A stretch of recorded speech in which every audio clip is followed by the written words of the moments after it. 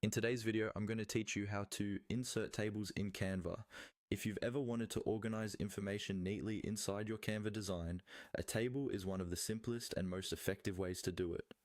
Whether you're working on a presentation, a social media graphic, a report, or even a planner, tables help you line things up clearly and keep your layout clean and easy to read.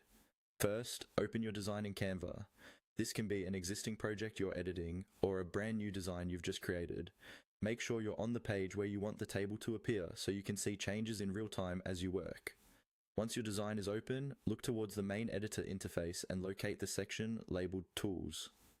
Depending on the version of Canva you're using, this may appear along the left-hand side of your screen or near the top toolbar. Give yourself a moment to find it because you'll be coming back here whenever you want to add or adjust certain elements, including tables. When you see the Tools option, click on it. This will open up a small menu or panel that shows you different features available to enhance your design. Among these options, look for the one labeled Tables. The wording may be simple, just Tables, and it usually comes with a small grid icon that visually represents rows and columns. Now, go ahead and click on Tables.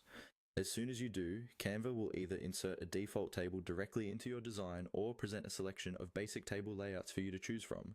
If a default table appears, you'll typically see a simple grid with a few rows and columns.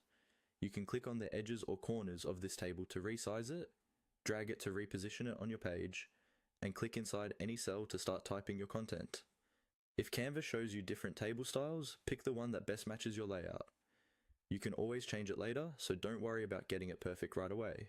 From here you can adjust the number of rows and columns, edit text, and customize colors and borders using Canva's usual formatting options. The most important part is remembering that anytime you want to add a new table, the process is as simple as clicking on Tools, then clicking on Tables,